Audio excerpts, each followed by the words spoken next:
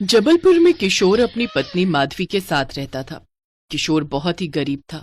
वो रिक्शा चलाकर अपना घर चलाता था, चाहे कड़ाके की ठंड हो या तपती गर्मी। वो सारा साल रिक्शा चलाकर मेहनत मजदूरी करता, लेकिन इस काम से उसे कुछ खास कमाई नहीं हो पाती थी। उस रोज वो कड़ी धूप में रिक्शा चलाकर भरी दोपहरी में अपने घर पहुंचा।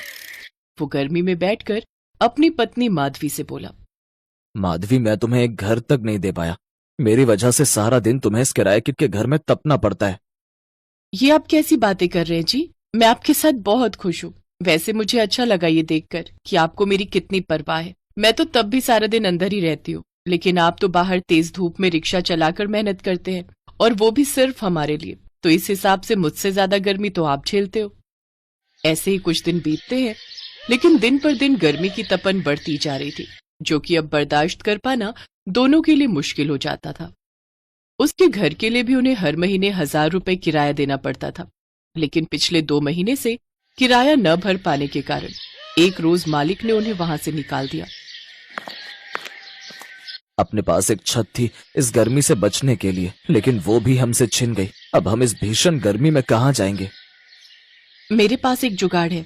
अपने पास जमा किए थोड़े से पैसों से वो पास की दुकान से एक टेंट लेकर आती है और एक पेड़ के नीचे तंबू गाड़कर अपना टेंट का घर तैयार कर लेती है। हो गया ना तैयार हमारा टेंट का घर। अब जब तक हम अपना घर नहीं ले लेते, हम यहीं इसमें ही रहेंगे। कम से कम किराया तो नहीं देना पड़ेगा। वाह, क्या दिमाग लगाया है। अब वो दोनों उस टेंट के घर में रहने लगते हैं, लेकिन जहां वो अपना टेंट का घर बनाते हैं, उसके सामने ही अमीर लोगों की कोठी थी। उस कोठी में निर्मला काकी रहती थी, जो कि गरीबों से बड़ी नफरत करती थी। अरे छी छी छी, ना जाने ये गरीब पैदा ही क्यों होते हैं। जहां बसते हैं बस वहीं गंदगी डालना शुरू कर देते हैं। ये बात किशोर और माधवी सुन लेते हैं, लेकिन चुप रहने के अलावा उनके पास कोई और चारा नहीं था। ऐसे ही कुछ दिन बीतते हैं।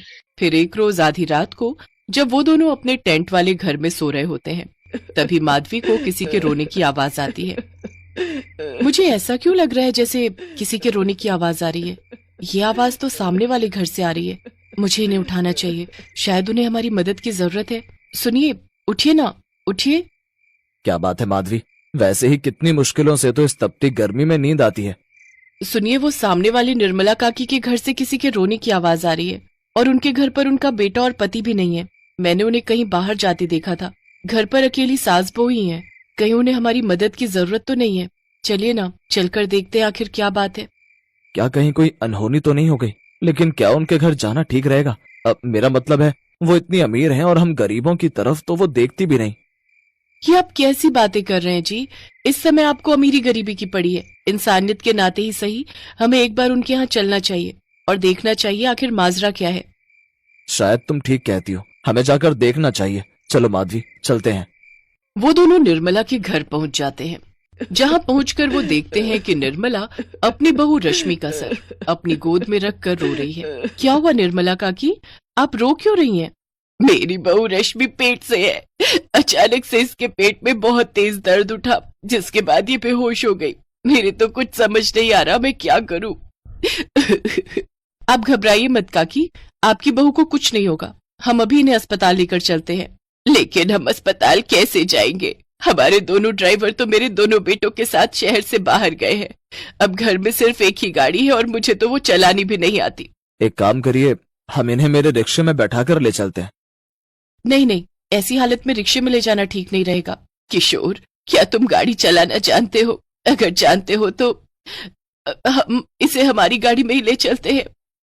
लेकिन वो, मैं आपकी गाड़ी में कैसे बैठ सकता हूँ? मेरी इतनी हैसियत नहीं है कि मैं आप लोगों के साथ आपकी गाड़ी में बैठ सकूं।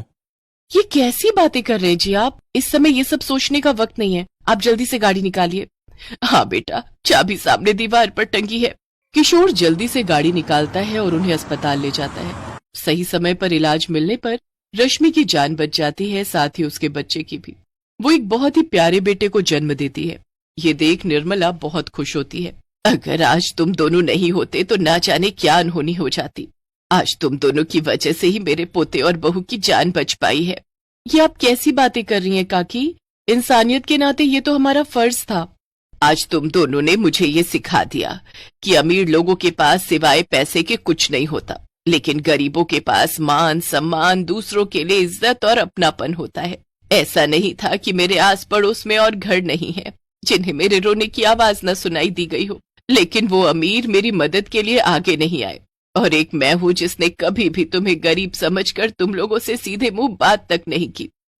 कोई बात नहीं मैडम, ये लीजिए आपकी गाड़ी की चाबी, मैंने कार पार्किंग में लगा दी है। डॉक्टर ने कहा है कि अभी कल तक बच्चा और माँ को यहीं रखना होगा, आप अपना और इनका ध्यान रखिएगा। किशोर माधवी के साथ वहां से चला जाता है।